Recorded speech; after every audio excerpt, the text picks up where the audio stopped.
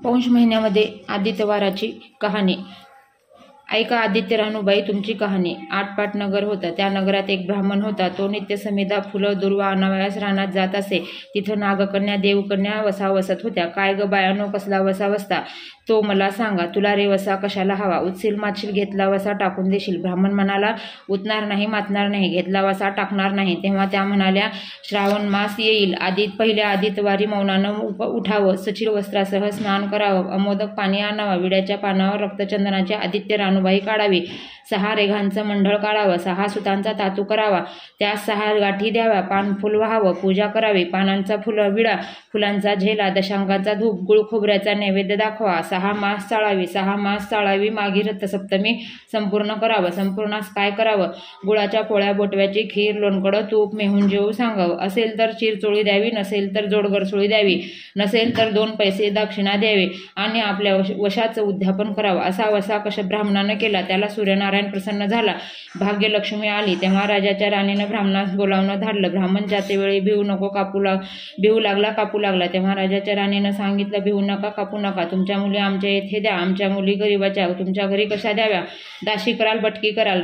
राणी म्हणाली दासी करीत नाही बटकी करीत नाही, राजाची राणी करू प्रधानाची राणी करू। मार्गेश्वराचा महिना आला, ब्राह्मणानं लग्न करून मुली दिल्या, एक राजाच्या घरी दिली, एक प्रधानाच्या घरी दिली। गेल्या पावली मुलींचा समाचार घेतला नाही।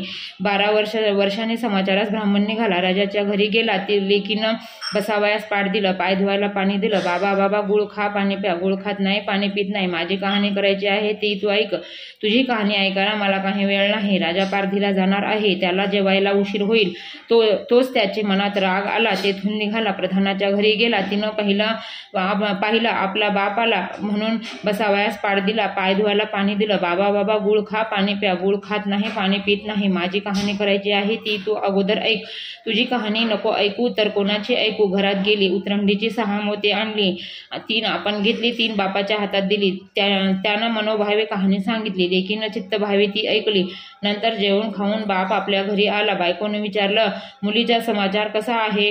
जिनं कहाणी ऐकली नाही ती दारिद्र्यानं पिळली, दुःखानं व्यापली, राजा मुलकावर निघून गेला। जिनं कहाणी ऐकली होती ती भाग्यानं नांदत आहे। इकडे दरिद्री जी झाली होती तिनं आपल्या लेकाला सांगितलं मावशी घनघोर नांदत आहे, तिकडे जाऊन काही दिलं तर घेऊन ये। पहिल्या आदित्यवारी पहिला मुलगा उठला, तळाच्या पाळीव जाऊन उभा राहिला, अगं दासीनो तुम्ही दासी कोणाच्या? आम्ही दासी प्रधानाच्या आहे। असा कसा आला आहे? काय आला आहे? फाटकं नेसला आहे, तुटकं पांघरला आहे, तळाच्या पाळीला उभा राहिला आहे, परसदाराने घेऊन या, परसदाराने घेऊन या। परसदाराने घेऊन आल्या, नाहू माकू घातलं, पितांबर नेसायला दिला, जेऊ खाऊ घातलं, कोहळा पोखरला, होऊन मोहरा भरल्या। बाबा बाबा कुठं ठेवू नको, विसरू नको, जतन करून घरी घेऊन जा। वाटेनं आपला जाऊ लागला, तो सूर्यनारायण माळ्याच्या रूपानं आला, हातचा कोहळा काढून घेतला, घरी गेला। आईनं विचारलं काय रे बाबा, मावशीनं काय दिलं? दैवे दिलं, कर्मानं नेलं, कर्माचं फळ पुढं उभं राहिलं। मावशीनं दिलं होतं पण ते कर्म सर्व गेलं। पुढं तिसऱ्या आदित्यवारी दुसरा मुलगा तळ्याच्या पाळी जाऊन उभा राहिला, अगं दासीनो तुम्ही दासी कोणाच्या? आम्ही दासी प्रधानाच्या। प्रधानाच्या राणीला माझा निरोप सांगा। त्यांची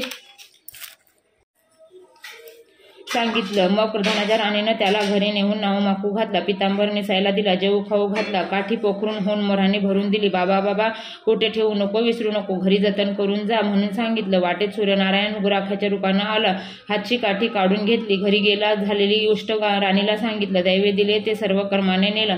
पुढे तिसऱ्या आदित्यवारी तिसरा मुलगा गेला, तळाच्या पाळी उभा राहिला, त्यालाही बरीच पहिल्यासारख्या प्रधानाच्या राणीनं घरी नेऊन नाहू माकू घातलं, पितांबर नेसायला दिला, जेऊ खाऊ घातला, नारळ पोखरून होऊन मोराने भरून दिला, कोठे ठेवू नको, विसरू नको म्हणून सांगितलं। घरी जाताना विहिरीच्या काठी नारळ ठेवून पाणी प्यायला विहिरीत उतरला, तो नारळ गडगडून विहिरीत पडला। घरी गेला, आईनं विचारलं काय रे बाबा, मावशीनं काय दिलं? आई ग मावशीनं दिलं पण दैवानं ते सर्व बुडालं। चौथ्या आदित्यवारी चौथा मुलगा गेला, तळ्याच्या पाळी उभा राहिला, त्यालाही प्रधानाच्या राणी घरी नेऊन नाहू माकू घातलं, पितांबर नेसायला दिला, जेऊ खाऊ घातलं, त्याला दह्याची शिदोरी होऊन मोहरा भरून बरोबर दिली।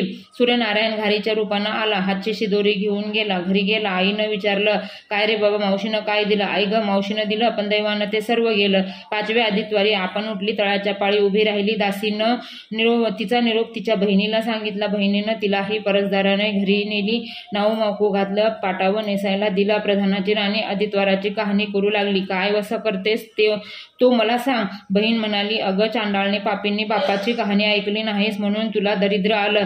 राजाच्या राणीनं विचारलं, याला उपाय काय करू?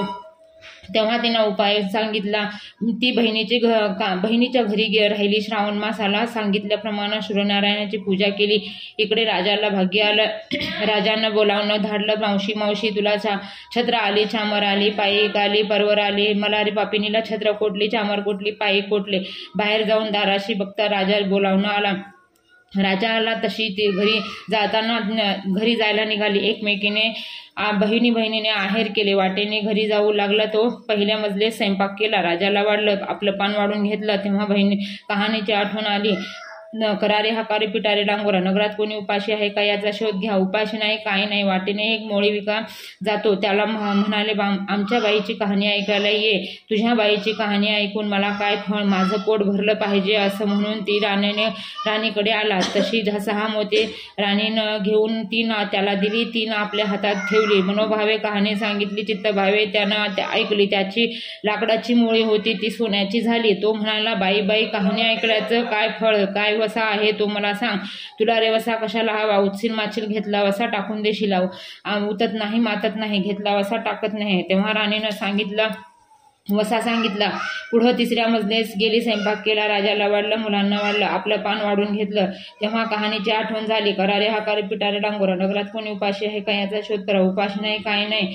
माळ्याचा माळा पिकत नाही, विहिरीला पाणी लागत नाही. असा एक माळी चिंतेने बसला आहे. त्याला हाक मारली. आमच्या बाईची कहाणी ऐकतो आला. राणीने 6 मोती घेऊन 3 आपण घेतली. 3 माळ्याला दिली. राणीनं कहाणी मनोभावे सांगितली. चित्तभावे माळ्यानं ऐकली. माळ्याच्या मळा पिकू लागला. विहिरीला पाणी आलं. तो म्हणाला, बाई कहाणी ऐकल्याचं एवढं फळ, मग वसा घेतल्याचं काय फळ, काय वसा असेल तो मला सांगा. मग राणीने त्याला वसा सांगितला. पुढं 3ऱ्या मजलेस गेली. स्वयंपाक केला. राजाला वाढला, आपल्या मुलांना वाढला. आपलं पान वाढून घेतलं.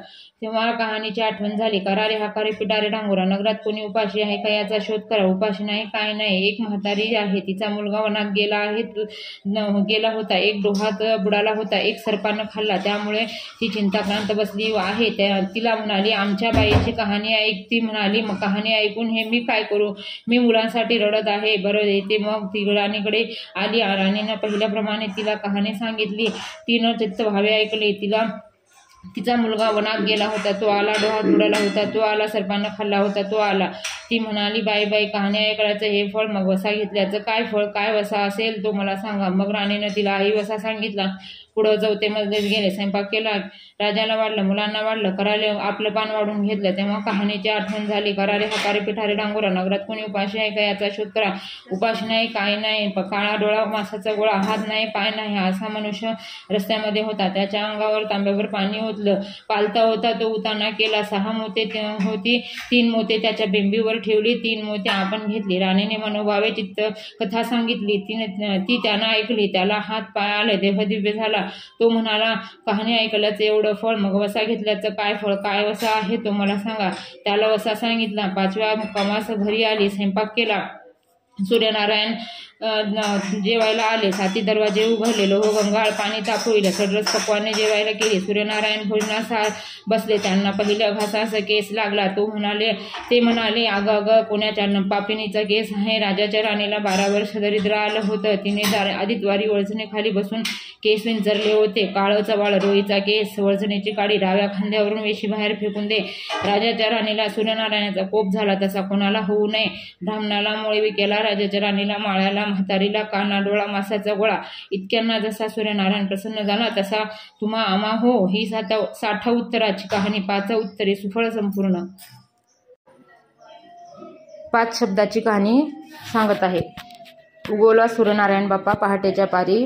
काचेच्या नाणीत सीतेने मोती पवळ्याने न्हाले. 5 शब्दाची कहाणी सांगून पिते मी पाणी.